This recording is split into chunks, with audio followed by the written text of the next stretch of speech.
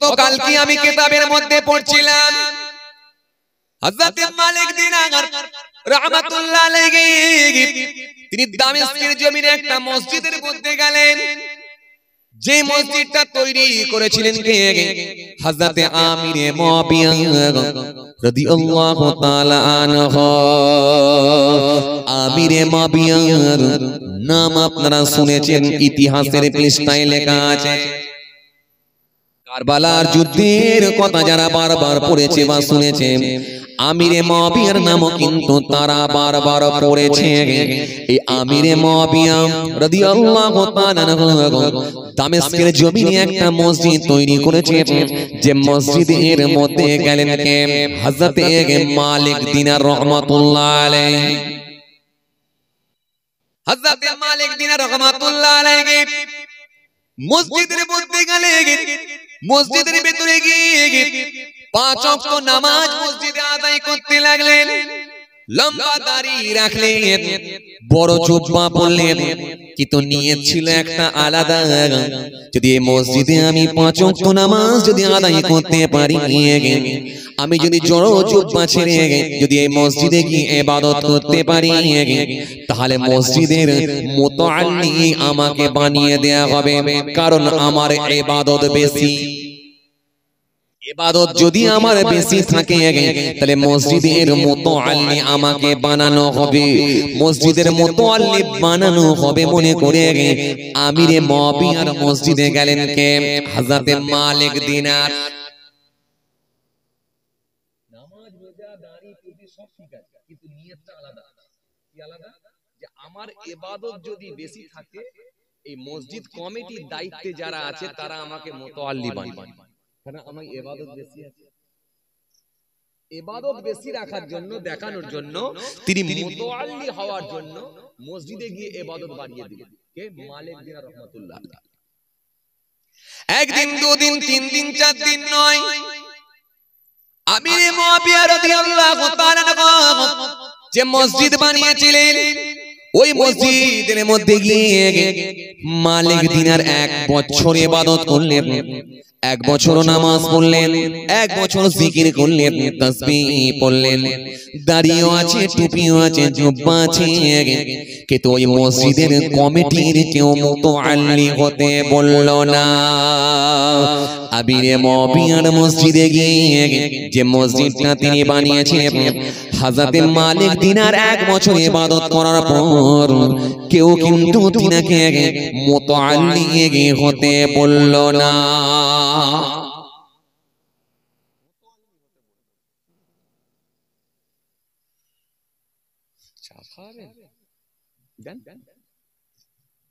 শুনছেন? 1 বছর ইবাদত করলো। ক বছর? 1 বছর। 1 বছর টানা ইবাদত করার পর কেউ কিন্তু মুতাআল্লি হতে বলল। খুব ঠান্ডা বেরোলে বুঝবেন ইবাদত কেন কবুল হচ্ছে না, আমি বোঝাতে চাইছি। নিয়তটার কি ছিল? কথা বলে, নিয়ত কি ছিল? নামাজ যেন আল্লাহর কাছে কবুল হয়, এটা নিয়ত না। এই খুব ঠান্ডা ঠান্ডা বুঝবেন। দাড়ি যেন আল্লাহর কাছে কবুল হয়, এটা নিয়ত না। নিয়ত হচ্ছে আমার ইবাদত যদি বেশি দেখাতে পারি, লোকে আমাকে ভালো বলে এই মসজিদের মুতাআল্লি আমাকে বানানো। কথা বলছেন? সেদিন এক জায়গায় জলসায় গেলাম, ছেলেরা এসে শোনালো, হুজুর 9 লক্ষ টাকার বাজেট এবারে আমরা জলসা দিয়েছি। 9 লক্ষ। কি গো কমিটি শুনছো? 9 লক্ষ। ক লক্ষ? 9 লক্ষ টাকা। জলসার স্টেজ পর্যন্ত পৌঁছাতে গেলে একটা কাউন্টার আছে, গেট। এই গেটের মধ্য দিয়ে গিয়ে একটা কাউন্টারের মধ্যে পৌঁছাবেন। একটা কাউন্টার, একটা ঘর, এক রকম ডিজাইন। 3টে কাউন্টার পার করলে তবে জলসার স্টেজে পৌঁছাতে পারে। আপনি এবারে আপনাকে জিজ্ঞাসা করুন, এই যে 3টে কাউন্টার পার করে যে মজলিসে গিয়ে পৌঁছাবে, 9 লক্ষ টাকা খরচ, আসলে কি তার নিয়ত ঠিক আছে বলে মনে হয়? এমনি আপনাদের বুঝাতে পারছি, নিয়ত ঠিক আছে বলে মনে হয়? আসলে কি তাদের নিয়ত ঠিক আছে বলে মনে হয়? কমিটির যে কটা ছেলে আছে, সব কটা ছেলের একই ডিজাইনের পায়জামা, একই ডিজাইনের পাঞ্জাবি, একই ডিজাইনের বুট, আর একই ডিজাইনের চুলের ডিজাইন, সব এক ডিজাইন। আসলে 9 লক্ষ টাকা বাজেট, পশ্চিম বাংলার জমিনে যে হুজুর, যে বক্তা, যে ওয়াইজিনের সবথেকে রেট বেশি, এই রকম দুটো তিনটে চারটে হুজুরকে দাওয়াত করেছে। তার মধ্যে সবথেকে হয়তো কম বাজেটের হুজুর আমি ছিলাম। কথা বুঝছেন? তো আমাকেও দাওয়াত করেছে। আমি গিয়ে অবাক হয়ে গেলাম, কি করেছে, কোথায় যাচ্ছি। তখন ছেলেগুলো একটু গর্ব করে আমাকে শোনাচ্ছে, ভাইজান এইবারের বাজেট হলো আমাদের 9 লক্ষ টাকা। এবার আমি আপনাকে কোশ্চেন করব, এই যে 9 লক্ষ টাকার বাজেট, 9 লক্ষ টাকা খরচা করে একটা জলসার মাহফিল দিয়েছে, এবার আপনারা বলেন তাদের নিয়ত কি ঠিক ছিল বলে? খুব ঠান্ডা বেরোনে বুঝবেন, নিয়ত ঠিক আছে? ঠিক আছে? খাসির বিরিয়ানি করে এত বড় বড় লম্বা চালের বিরিয়ানি, একই ডিজাইনের পায়জামা, একই ডিজাইনের জামা, একই ডিজাইনের জুতো, একই ডিজাইনের চুলের কাটিং, সবাই মেরে 3খানা কাউন্টার করে এত বড় মাহফিল দিয়েছে। বড় মাপের হুজুর নিয়ে গিয়ে 9 লক্ষ টাকা খরচ। পরদিনে যখন বুড়ো লোকগুলো যখন আসরের সময় মাচায় বসে বসে বলবে, বিড়ির টান দিয়ে বলবে, না বাবু দক্ষিণ পাড়াও করলো, শেখ পাড়াও করলো, কিন্তু তোরা হলি মল্লিক পাড়া, মল্লিক পাড়ার কাছে কেউ পারবে না। বলবে কি বলবে না? যখন বলবে মল্লিক পাড়ার কাছে কেউ পারবে না, তখন ছেলেগুলো একটা এক মুখ হাসি দিয়ে বলবে, জিতে গেলাম। কথা বলছেন না কেন? জিতে গেলাম। তার মানে উদ্দেশ্য কি ঠিক ছিল বলে মনে হয়? খুব ঠান্ডা বেরেন, একটু হ্যাঁ না উত্তর দেন। উদ্দেশ্য কি ঠিক আছে? নিয়ত ঠিক আছে? নিয়ত ঠিক নেই। নিয়ত যখন আপনার ঠিক নেই, তার মানে ওই জলসাও উপরে যাচ্ছে না। জি, মালিক দিনার 1 বছর ইবাদত করেছিল, নিয়ত কিন্তু একটাই ছিল, সেটা কি?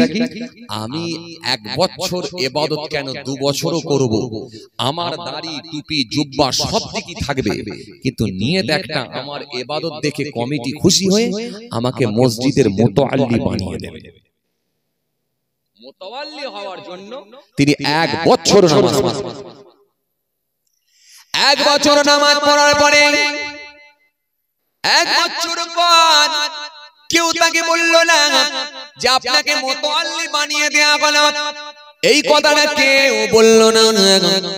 1 বছর পরে দেখা যায় মালিক দিনার রহমাতুল্লাহ আলাইহি হুজুর একটু রাতের অন্ধকারে বাইরে বার হয়েছে।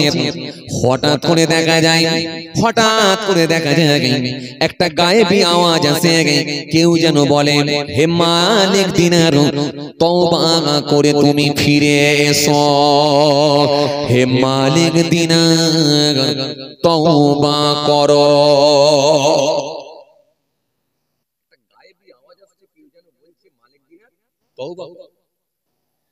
যখন বলা হয়েছে তওবা করো, তওবা করে ফিরে এসে যখন বলা হয়েছে, উনি তখন নিজের বিবেককে একবার কোশ্চেন করলেন, তাহলে আমার ইবাদতটা কি সত্যি আল্লাহর সন্তুষ্টির জন্য হলো না?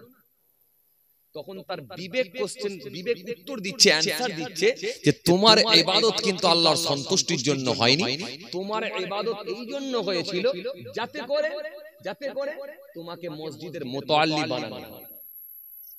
আরে কথা বলছেন না কেন? কথা বুঝছেন? যখন বলা হলো যে তোমার ইবাদত এই জন্য হয়েছে যাতে করে তোমাকে মুতাআল্লি বানানো হয়, তখন তিনি বুঝতে পারলেন তাহলে এই ইবাদতটাই এই জন্যই আল্লাহর কাছে পৌঁছায়নি, এই জন্যই একটা গায়েবী আওয়াজ দেওয়া হলো, হে মালিক দিনার তওবা করে ফিরে এসো, তওবা করে ফিরে এসো। মালিক দিনার সেই সময় কাঁদতে লাগলেন, কেঁদে আল্লাহর কাছে মাপ চেয়ে তওবা করলেন। কেন? তওবাকারীকে আমার আল্লাহ ভালোবাসে। কথা বলে না, তওবাকারীকে আমার আল্লাহ ভালোবাসে। কেননা আমার আল্লাহ কোরআনে কারীমের মধ্যে বলেছেন, ওয়ালাইসাতিত তাওবাতু লিল্লাযিনা ইয়ামালুনা সাইয়্যাত হাত্তা ইযা হাদারা আহাদাহুমুল মাউত ক্বালা ইন্নী তুবতু আনা وعلى الذين يموتون هم كفار أولئك أعتدنا لهم عذابا عليما। আল্লাহ সুন্দর করে ঘোষণা দিয়ে বললেন, মানুষের মধ্যে এমন কিছু মানুষ আছে যারা তওবা করবে, তওবাটাও কাজ হবে না, যারা পাপের সঙ্গে জড়িয়ে যাবে, পাপের সঙ্গে যারা জড়িয়ে যাবে, পাপ যারা করবে এদের তওবাটাও কবুল হবে না। যারা অতিরিক্ত পাপের সঙ্গে জড়িয়ে যাবে আর পাপ করতে করতে মৃত্যু যখন তাদের কাছে এসে পৌঁছে যাবে, ওই সময় যদি তওবা করে ওদের তওবাটাও কবুল আর হবে না। আর যারা বেঈমান হয়ে মরবে, যারা ঈমান হারা হয়ে মরবে, তাদের জন্য আমি আল্লাহ রেখেছি যন্ত্রণাদায়ক শাস্তি, আযাব। তাহলে তওবা করবে না, যখন তাদের মৃত্যু সামনে এসে পৌঁছে যাবে ওই সময় যদি তওবা করে তওবাটাও কিন্তু আর কাজ হবে না। এই জন্য আমার আল্লাহ দুটো সময়ে তওবা কবুল করবেন না। এক নাম্বারে কি? এক নাম্বার হলো নাম্বার 1 হলো বান্দা যখন মৃত্যুর কোলে ঢলে পড়ে, বান্দা যখন মৃত্যু মুখে পতিত হয়, বান্দা যখন মৃত্যুর বিছানায় শুয়ে থাকে, ওই সময় বান্দা যদি তওবা করার চেষ্টা করে, জাকানদানির কষ্ট যখন শুরু হয়ে যাবে, যদি তওবা করে যদি ফিরে আসার চেষ্টা করে, আর তওবাটা তাদের কবুল হবে না। আর একটা সময় তওবা কবুল হয় না, ঠিক কিয়ামতের পূর্বে, হাসরের ময়দানের পূর্বে, কিয়ামতের পূর্বে যখন পশ্চিম দিক থেকে আমার আল্লাহ সূর্যকে তুলে দেবেন, সূর্য যখন পশ্চিম দিক থেকে উদিত হবে, ওই সময় যারা হায়াতে থাকবে তারা যদি তওবা করে, তাদের তওবাটা আমার আল্লাহ কবুল করবেন না। বাকি সর্বসময় আল্লাহ তওবার দরজা খুলে রেখে দিয়েছে। আল্লাহ এই জন্য কোরআনের মধ্যে বললেন, ওয়ালাইসাতিত তাওবাতু লিল্লাযিনা ইয়ামালুনা সাইয়্যাত হাত্তা ইযা হাদারা আহাদাহুমুল মাউত ক্বালা ইন্নী তুবতু আনা ওয়া আলাল লাযিনা ইয়ামুতুনা হুম কুফার উলাইকা আ'তাদনা লাহুম আযাবান আলীমা। আল্লাহ তওবাটাও কবুল করবে না, আর যদি বিনা তওবায় মারা যায় তার ঠিকানা জাহান্নাম হবে। মালিক দিনারকে কেউ যেন একটা আওয়াজ দিয়ে জানাচ্ছে, গায়েবী আওয়াজ আসছে, মালিক দিনার তওবা করে ফিরে এসো। কেন? এখনো সময় আছে। এইজন্য আমরা যারা বেঁচে আছি না, আমাদের এখনো সময় আছে, তওবা করে ফিরে আসার টাইম আছে। জাকানদারের কষ্ট শুরু হয়ে গেলে কিন্তু আর তওবা কাজ হবে না। জাকানদারের কষ্ট শুরু হয়ে গেলে আর তওবা করলেও কাজ আসবে না। আর কিয়ামতের পূর্বে যখন সূর্যকে আল্লাহ পশ্চিম দিক থেকে তুলে দেবেন, পশ্চিম দিক থেকে যখন সূর্য উদিত হবে, ওই সময় যদি তওবা করা হয় তওবা কাজে লাগবে না। যারা হায়াতে থাকবে যদি তওবা করে, তওবা কাজে লাগবে না। এখন আমাদের সুস্থ শরীরে সুন্দর শ্বাস প্রশ্বাস চলছে, নিঃশ্বাস চলছে, তার মানে এখনো তওবা করার সময় আছে। শুনতে পাচ্ছেন কি বলছি? আসেন, মালিক দিনারকে কেউ যেন একটা বলছে, মালিক দিনার তুমি তওবা করে ফিরে এসো। কেন? মালিক দিনার যে ইবাদতটা করেছিল, ওই ইবাদতটা আল্লাহর সন্তুষ্টির জন্য ছিল না, ওই ইবাদতটা ছিল কি জন্য? যেন মসজিদের মুতাআল্লি বানিয়ে দেওয়া হয়। খুব ঠান্ডা বেরেনে বুঝবেন। তাহলে আপনার নামাজ, আপনার যাকাত, আপনার হজ, আপনার কুরবানি, আপনার জলসা সব যেন আল্লাহর সন্তুষ্টির জন্য যেন হয়, না হলে কিন্তু কবুল হওয়াটা কিন্তু খুব কঠিন হয়ে যেতে পারে। মালিক দিনারকে যখন বলা হলো তওবা করে ফিরে এসো, মালিক দিনার সেই সময় তওবা করে কাঁদতে কাঁদতে আল্লাহর কাছে ফিরে এলেন, আল্লাহর কাছে তওবা করে ফিরে এলেন। মালিক দিনার ফিরে এসে ঝরঝর করে কাঁদতে লাগলেন, কাঁদতে কাঁদতে আল্লাহর কাছে ফিরে এলেন। সহজ মন নিয়ে, সরল মন নিয়ে, বিনয়ের সঙ্গে হযরতে মালিক দিনার আবার মসজিদে নামাজ শুরু করে দিলেন। এক রাত নামাজ পড়লেন, জিকির করলেন, আল্লাহকে রাজি করলেন। আস্তে আস্তে ফজরের ওয়াক্ত হয়ে গেল। ফজরের নামাজ খানা আদায় করে হুজুর একটুখানি তাসবিহ পড়ছেন। হঠাৎ করে দেখা যায় সকালবেলা ওই মসজিদ কমিটির মানুষগুলো এসে বলল, আমাদের একটা মুতাওয়াল্লি দরকার, কিন্তু একটা ভালো মানুষ, স্বচ্ছ ব্যক্তি আমরা খুঁজছিলাম। এতদিন পরে আমরা বুঝতে পারলাম যে আপনার মতো এরকম স্বচ্ছ লোক দরকার। সুতরাং ও মালিক দিনার, তোমাকে এই মসজিদের মুতাওয়াল্লি বানিয়ে দেওয়া হলো। আগে এক বছর ইবাদত করলো, কেউ কিন্তু এসে বলল না মুতাওয়াল্লি হবে। আরে বুঝতে পারছেন কথা? আর এক রাত যখন সহজ সরল উদার মন নিয়ে আল্লাহর প্রতি ভালোবাসা নিয়ে বিনয়ের সঙ্গে যখন নামাজ আদায় করলেন, জিকির করলেন, ওই ইবাদতটা এমন কাজ হয়ে গেল, পরদিনে মুসল্লিরা এসে বলছে আপনার মতো স্বচ্ছ ব্যক্তি, ভালো মানুষ, এই রকম একজন আল্লাহওয়ালা মানুষ কি আমরা খোঁজ নিচ্ছিলাম, আপনাকে আমরা এই মসজিদের মুতাওয়াল্লি বানিয়ে দিলাম। আগের ইবাদত কবুল হলো না, এক রাতের ইবাদত কবুল হয়ে পরদিনই মুতাওয়াল্লির সংবাদ, কথা বলে সংবাদ এসে গেল। মালিক দিনার সেই সময় বুঝতে পারলেন 1 বছর ইবাদত করেছিলাম, কিন্তু মুতাওয়াল্লি হওয়ার জন্য কেউ কিন্তু আমাকে মুতাওয়াল্লির সংবাদ দিল না, কিন্তু এখন সহজ সরল মন নিয়ে আল্লাহর সন্তুষ্টির জন্য যখন এক রাত ইবাদত করলাম, এই এক রাত ইবাদত করার জন্য পরদিনই আমার কাছে সংবাদ এসে গেল মুতাওয়াল্লি হওয়ার। মালিক দিনার বললেন মুতাওয়াল্লি হওয়ার দরকার নাই, আমার কোনো পদের দরকার নাই, আমার কোনো ডিগ্রির দরকার নাই, আমি আর মুতাওয়াল্লি হতে চাই না, আমি চাই আমার মাবুদকে রাজি করতে। সুতরাং মাবুদের সন্তুষ্টির জন্য বাকি জীবনটা আল্লাহর প্রতি আমি কাটিয়ে দেব। এতদিন লোভে ইবাদত করলো, কাজ হলো না, যখন সঠিকভাবে ইবাদত করলো কাজ হলো, আর সঠিকভাবে যখন ইবাদত করলো তখন এত বড় আল্লাহর ওলি হয়ে গেল। তখন থেকে তিনার কাছে যখন বলল আপনি মুতাওয়াল্লি হবেন, তখন বলল আর আমার দুনিয়ার পথ দরকার নাই, কারণ আমার মাবুদকে যখন পেয়েছি আমি আমার মাবুদকে খুশি করে বাকি জীবনটা কাটিয়ে দিতে চাই। এটা আপনি বুঝে নেবেন, তার মানে আর তার পথ দরকার নেই, কেন সে তখন আল্লাহকে পেয়েছে। কথা বুঝতে পারছেন কি বলছি? হ্যাঁ, তাহলে এই জলসা, এই ওয়াজ, এই নসিহত, এই বক্তা, এই হুজুর, এই ওয়াজিন, এই শ্রোতা যদি নিয়ত ঠিক না থাকে, এই মাহফিলে যাচ্ছি ওয়াজ শুনে পরিবর্তন হওয়ার জন্য, নিয়ত ঠিক আছে। এই মাহফিলে যাচ্ছি খিচুড়ি গোশ করেছে না বিরিয়ানি গোশ করেছে কি জানি, নসিবে কি আছে, যদি এই চিন্তায় আসে তাহলে কিন্তু বলবো এই মাহফিলে যাচ্ছি ওয়াজ শোনার জন্য উজু করে, আবার কেউ যদি বলেন না কত রাত হবে কি জানি, কি মাঝে মাঝে হাফ টাইম করা দরকার, তো বিড়ি নিয়ে যাই, আবার বিড়ি নিয়ে আসছে পকেটে করে, তাহলে কিন্তু বলবো।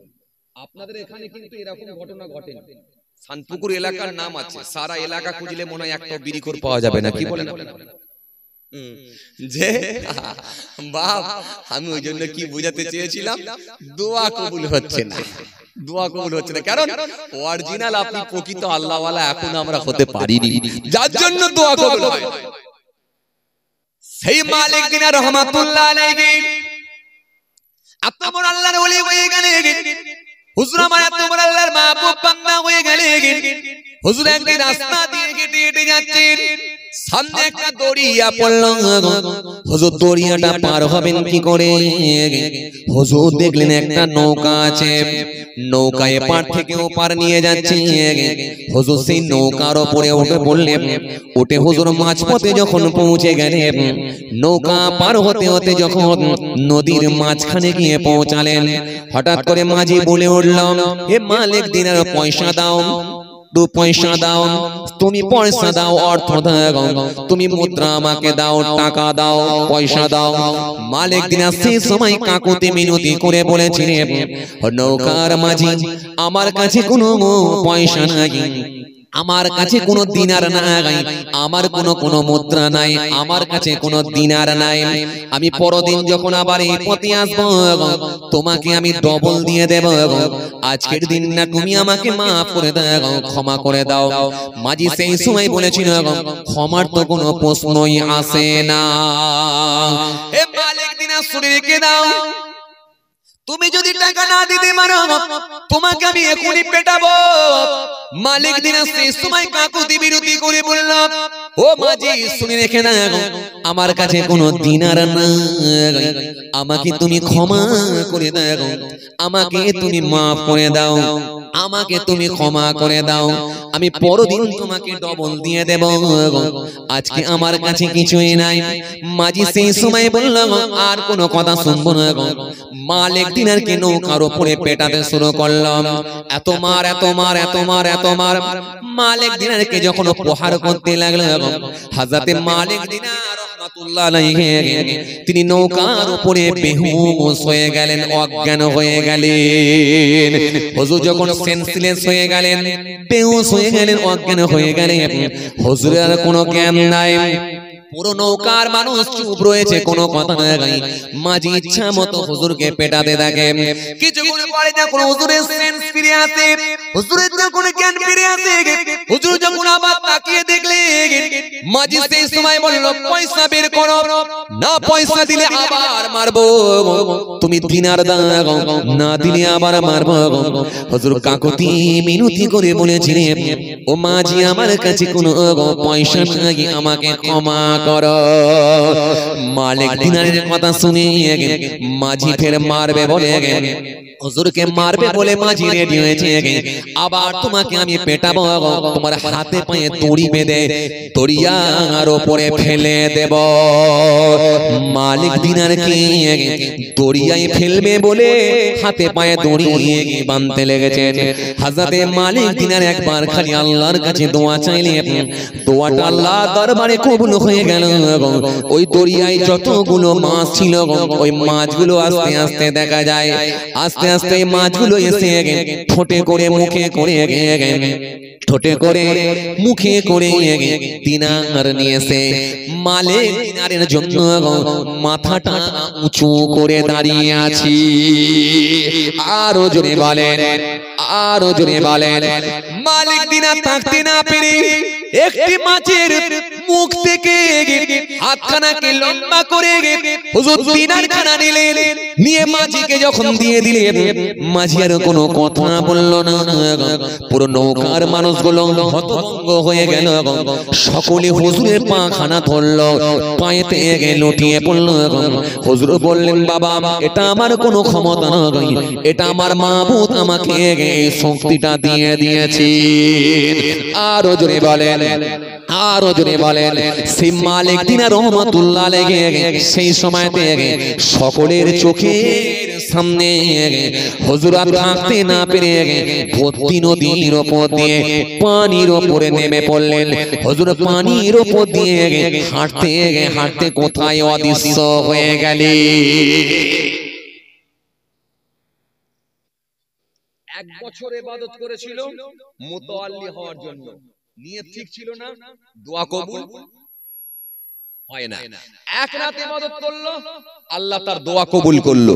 এত বড় দোয়া কবুল, আল্লাহ তার ইবাদতকে দোয়াকে কবুল করলেন। এত বড় আল্লাহর ওলি হলেন।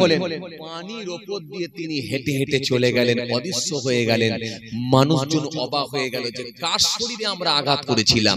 এত বড় আল্লাহওয়ালা লোক যে নৌকাতেও চলতে পারে, আবার দাঁড়সে পানির উপর দিয়েও হেঁটে যেতে পারে।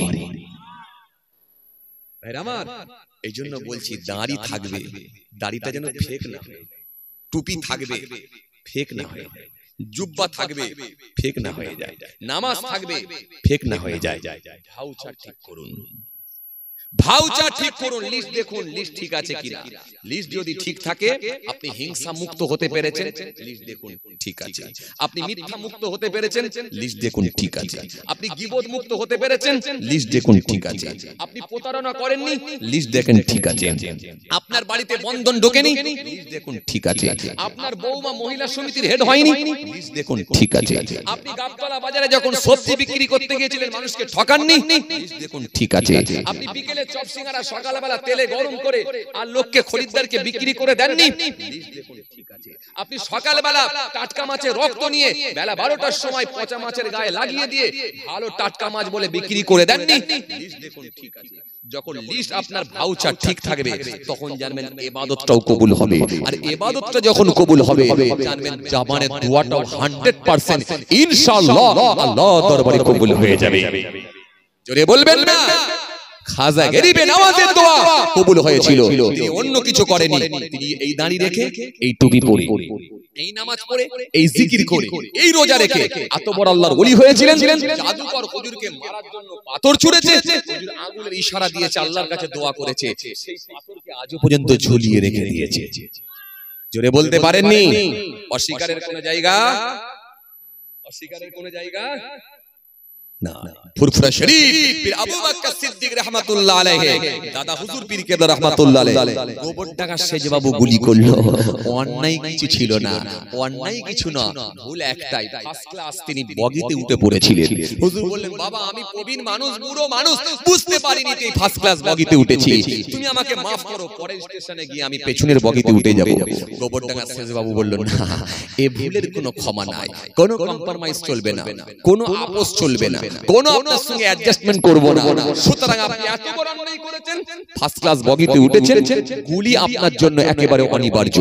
পকেট থেকে পিস্তলটা বের করলো, করে রেডি করলো, গুলি করে দেব। হুজুর বললেন, যখন গুলি করিয়ে দেবে তাহলে আমি একটু আমার ফোনটা করে দিই কেন্দ্রে। কেন্দ্রে মানে কোথায়? কেন্দ্রে মানে কোথায়? দিল্লিতে? দিল্লিতে নাই বাবা, ফোন যাচ্ছে কোথায়? আল্লাহর কাছে। তখন হুজুর দুরাকাত নামাজ পড়ে একটু আল্লাহর দরবারে, মাবুদ গুলি করে দেবে, তুমি কি চাও আমি গুলি হয়ে মরে যাই? যদি তুমি না চাও তাহলে আমার বডিকে হেফাজত করার দায়িত্ব তোমারই রইল। জোরে বলবেন না, আরো জোরে বলবেন না। সেজ বাবুকে বললে, এবারে গুলি করে দাও, আমার মাবুদের সঙ্গে কথা হয়ে গেছে, ফোন করে দিয়েছি। দোয়া যখন করে এবারে সেজ বাবু যখন গুলি করছে, হুজুর দাঁড়িয়ে রয়েছে, ফাটাস করে মারলো, গুলি এসে লাগলো না। কি হলো, গুলি বেরোচ্ছে না কেন? জানালা দিয়ে যখন গুলি করা হলো, ওই গুলি জানালার বাইরে চলে গেল, কিন্তু হুজুরকে মারছে, একটাও গুলি হুজুরের শরীরে লাগে না। অস্বীকারের কোন জায়গা জায়গা না। এই কথাগুলো আল্লাহর ওলিদের, হাক্কানি আল্লাহর ওলিদের যে কারামত, এগুলো সত্য, এগুলোকে কিছু মানুষ অস্বীকার করে, মানে না। যারা মানে না তাদের সঙ্গে আমরা কোনো তর্ক, কোনো ডিবেট, কোনো আলোচনায় যেতে চাই না। কারণ আমরা খাজা গরিবে নওয়াজকে মানি, আমরা বড় পীর আব্দুল কাদের জিলানী রাহমাতুল্লাহ আলাইহি মানি, আমরা মুজাদ্দিদ আল-ফিসানিকে মানি, আমরা জবিরউদ্দিন চাটগামি হুজুরকে মানি, আমরা ফুরফুরা শরীফ পীর আবু বকর সিদ্দিক রাহমাতুল্লাহ আলাইহি দাদা হুজুরকে আমরা মানি। যারা আল্লাহর ওলি হয়ে গেছে তাদের দায়িত্ব স্বয়ং আল্লাহ নিজে দিয়ে দিয়েছে। মাল্লাহুল মাওলা ফালাহুল কুল, বান্দা যখন আল্লাহর হয়ে যায়, কুল মাখলুকাত তার গোলাম হয়ে যায়। আল্লাহ ওয়াদা দিয়েছেন, ইয়া আইয়ুহাল্লাযীনা তাকুল্লাহ, এই বান্দারা তোমরা আল্লাহকে ভয় করো, ওয়া কুনু মা'আস সাদিকিন, যারা সত্যবাদী আমার মাহবুব বান্দা হয়ে গেছেন তাদের সঙ্গী তোমরা হয়ে যাও। এটা আল্লাহর ওয়াদা। চলুন, আমি কি বোঝাতে চাইছিলাম, আপনি পাপ মুক্ত হলে দোয়া কবুল হবে, এটাই আপনাকে আমি বোঝাতে চাইছিলাম। চলুন এবার আসি, দোয়া কবুলের জন্য 7টা শর্ত আছে। কটা? জোরে বলুন, কটা? 7টা। এই 7টা শর্ত যদি কেউ মেনে নিতে পারে, পাপ মুক্ত হয়ে যদি 7টা শর্ত মানতে পারে, আশা করা যায় ইনশাআল্লাহ তার দোয়া কবুল হবে। এবার আসি, দোয়া কবুলের জন্য বিশেষ সময় আছে। কোন সময়ে দোয়া চাইতে হয় সেটা আপনাকে জানতে হবে। এবার আসুন, দোয়া কবুলের জন্য যে দোয়াগুলো আল্লাহ কোরআনের মধ্যে দিয়েছেন, কোন দোয়াটা কোথায় আপনি বলবেন সেটা আপনাকে জানতে হবে। যদি সেই দোয়াটা সেইখানেই বলা হয়, ইনশাআল্লাহ কবুল হবে। রব্বানা যালামনা আনফুসানা ওয়া ইল্লাম তাগফির লানা ওয়া তারহামনা লানাকুনান্না মিনাল খাসিরিন। এই দোয়াটা কোথায় হবে? নিজের পাপের কথা মনে করে এই দোয়াটা পড়বেন, না ভালো সন্তান পাওয়ার জন্য, ছেলে যেন ভালো হয় সেই ছেলে হওয়ার জন্য এই দোয়াটা পড়বেন, নাকি না আপনার ছেলে যেন মেধাবী হয়, খুব তীক্ষ্ণ ব্রেনের হয়, তার জন্য এই দোয়াটা করবেন, নাকি না আপনি যেন একটা ভালো বউ পান, আপনার বৌমাটা যেন ভালো হয়, ছেলের বউ বিয়ে হবে, বৌমাটা যেন ভালো হয়, এই জন্য এই দোয়াটা করবেন। এই দোয়াটা কোথায় বলবেন জানেন আপনি? জানেন না? জানেন না? এই জন্য কোরআন শরীফের মধ্যে আল্লাহ যে দোয়াগুলো দিয়েছে, কোন জায়গায় কোন দোয়া করতে হয় সেটা আপনাকে জানতে হবে। দ্বিতীয় নম্বরে কি?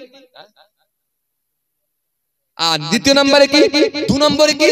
নিজের পাপের কথা মনে করে কোন দোয়া করবে সেটা আপনাকে জানতে হবে। 3 নম্বরে কি? তৃতীয় নম্বরে কি? দোয়া করার যে বিশেষ সময়গুলো আছে সেই সময়ে দোয়া করতে হবে। যেমন কিতাবের মধ্যে এসেছে 14টা সময়, যেই সময় আল্লাহ রাব্বুল আলামিন যেই জায়গা, বিশেষ জায়গায় বিশেষ সময়ে দোয়া চাওয়া হয়, 14টা জায়গায় আল্লাহ রাব্বুল আলামিন আপনার দোয়া কবুল করে নিতে পারে। জানেন কোন জায়গা? চলুন আপনাদেরকে একটু বলে দিই। আসে একটুখানি খেয়াল করেন বাবাজি, আমার ভাইরা, চলুন অল্প সময় আপনাদের কাছে একটুখানি আলোচনা করে বিদায় নিই।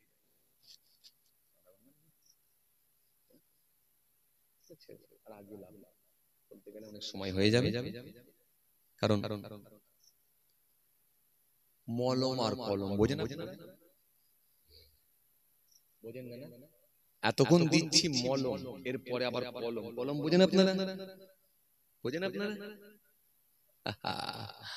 কথা বুঝতে পারছেন না? মলম পরি কলম। চলেন, তাহলে আপনাদেরকে আর দিয়ে লাভ নাই। কথা বুঝতে পারছেন না? 12:30টার কাছাকাছি যখন হয়ে গেছে, অনেকটাই সময় গড়িয়ে গেছে। আবার এই নিয়ে আলোচনা করতে গেলে আরো কিছুক্ষণ সময় যাবে। যাক, ছেড়ে দেন, তাহলে অন্য সময় হবে। কি অন্য সময় হবে? বলতে গেলে তো দেরি হয়ে যাবে। হ্যাঁ, বলতে গেলে তো দেরি হয়ে যাবে। হ্যাঁ, আচ্ছা, আপনারা থাকবেন? চাচাগুলো মোটামুটি সামনের দিকে ঠিকই আছে, পেছন দিকের ভাইরা থাকবেন আপনারা? মাশাআল্লাহ, বাবা সবাই হাত তুলছে গো একসঙ্গে। একটু তাকবীর দেন, নারে তাকবীর। মাশাআল্লাহ। আজকে কি আপনারা দিনের বেলা রোজা ছিলেন না রাতের বেলায় রোজা? ওই যে দিনের বেলায় রোজা ছিলেন না রাতের বেলায় রোজা, কোনটা? দিনে? ভর্তি পেটে? তো ভর্তি পেটে যদি এরকম আওয়াজ হয়, তো খালি পেটের আওয়াজ কেমন? তাকবীরের আওয়াজটা কিন্তু খুব একটা সুবিধা লাগলো না। একটু জোর করে দেন, নারে তাকবীর। আহা, কিছু লোক মনে হচ্ছে মাঝখান থেকে ফাঁকি মারছে। আচ্ছা, সত্যি করে বলেন, আমি কি আমার দাদু নানুর কারো গল্প বলছি বাবা? জি, কথা বলেন। জি, আমি তো আল্লাহ রাসূলের কথা বলছি, কোরআন হাদিসের কথা বলছি। সুতরাং নারায়ে তাকবীর, আল্লাহু আকবার, আল্লাহ সবথেকে বড়, এটা বললে কোনো সমস্যা আছে? জোরে বলেন। ডাকছি না কোনো দাদাকে, ডাকছি না কোনো দিদিকে, ডাকছি না কোনো নেতাকে, ডাকছি না কোনো নেত্রীকে, ডাকছি কাকে? জমিন আসমানের মালিক, সারা পৃথিবীর মালিক রব্বুল আলামিন আল্লাহকে। লা তাখুযুহু সিনাতুন ওয়ালা নাওম, যিনি যন্ত্রণা নাই, ঘুম নাই, আরাম নাই, বিশ্রাম নাই, সব বিষয়ে যিনি অবগত। জোরে বলবেন না? ফাআইনামা তুওয়াল্লাহ, বান্দা তোমরা যেদিকে তাকাও না কেন, চারিদিকের মালিক আমি আল্লাহ। জোরে বলবেন না? আল্লাহু লা ইলাহা ইল্লাহু, আল্লাহ তিনি ছাড়া কোনো মাবুদ নাই। আল হাইয়ুল কাইয়ুম, তিনি চিরস্থায়ী চিরজীবী, ছিলেন, আছেন, থাকবেন। তিনিই থাকবেন, বাকি সব শেষ হয়ে যাবে। সেই আল্লাহকে আমরা ডাকছি। জোরে বলবেন না? কুল হুয়াল্লাহু আহাদ, সেই আল্লাহ হলেন এক এবং একক। আল্লাহুস সামাদ, তিনি বেনিয়াজ, কারো মুতাফিক নন। লাম ইয়ালিদ, তিনি কাউকে জন্ম দেননি। ওয়া লাম ইউলাদ, তিনি কারো জন্মিত নন। ওয়া লাম ইয়াকুল লাহু কুফুয়ান আহাদ, আকাশ জমিনে আল্লাহর সমকক্ষ আর কিছুই নাই। জোরে বলবেন না? সেই আল্লাহকে ডাকছি। তাহলে বলেন, আমাদের উদার মনে, খোলা মনে, সমস্বরে আওয়াজ দেওয়া দরকার আছে না নাই? তাহলে সবাই মিলে একটু খোলা মনে একটু আওয়াজ দিয়ে উচ্চ আওয়াজে দেন তো দেখি, নারে তাকবীর। আরো জোরে, নারে তাকবীর। সিলসিলা মুজাদ্দিদ জামাত, সিলসিলা মুজাদ্দিদ জামাত, সানপুকুর গ্রামের 62 সালে সব, নারে তাকবীর।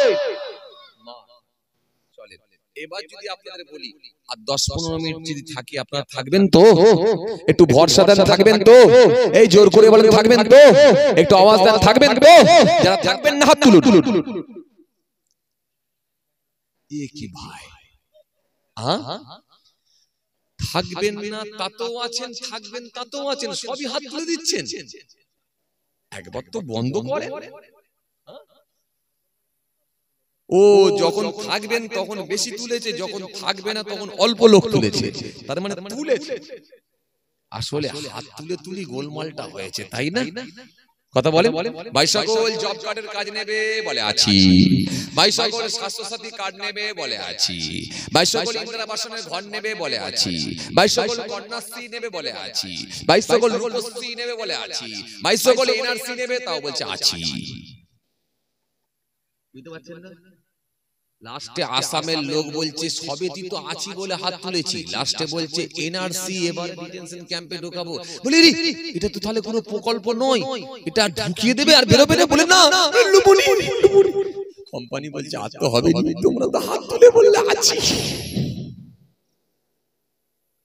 কিন্তু বাংলার লোক এত চালাক, এত সচেতন, বলছে ভাই সকল তোমরা দিল্লি থেকে আসবে, মিছিলে যাব, মিটিং এ যাব, চকচকে তোমাদের মাথাগুলো দেখবো, তোমাদের হেলিকপ্টার দেখবো, 200 টাকা করে হলদে কালারের নোট নেবে, তাও পকেটে ভরবো, খেতে দিলে খাবো, নাস্তা দিলে তাও করবো, আর তোমরা যেখানে যেতে বলবে সেখানেই যাবো, ভোট কিন্তু অন্য জায়গায় মারবো। বিরাট চালাক লোক বাংলার লোক। কিন্তু ইদানিং করে দেখা যাচ্ছে কিছু ঘোলা পানির মাছ তারা স্বচ্ছ পানিতে ঢুকে গিয়ে এই পানিটাকেও গোলাতে শুরু করেছে।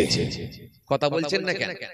এই ঘোলা পানির মাছ যেখানেই যায় না, এই মাছের কাজ খালি হচ্ছে নিচের পাঁকগুলোকে তুলে ওপরে মিশিয়ে দেওয়া। আর যদি এই টাইমে যদি ওই ঘোলা পানির মাছকে ঘোলা পানিতে না পাঠিয়ে দেওয়া যায়, তাহলে কিন্তু পুরো পানিটাই ঘোলানো হয়ে যাবে। আর পুরো পানিকে যদি গুলিয়ে দেওয়া হয়, তাহলে জানবেন দলের ভাবমূর্তি কিন্তু খারাপ হবে। সুতরাং আমি কোনো দলের পক্ষেও নই, কোনো কারোর বিপক্ষেও নই, আমি আছি অন্যায়ের বিপক্ষে, ন্যায়ের পক্ষে। কারোর পক্ষপাতিত্ব করে কোনোদিন বলি না, আর কারোর বিরোধিতাও করি না, সব সময় ন্যায়ের পক্ষে, অন্যায়ের বিপক্ষে।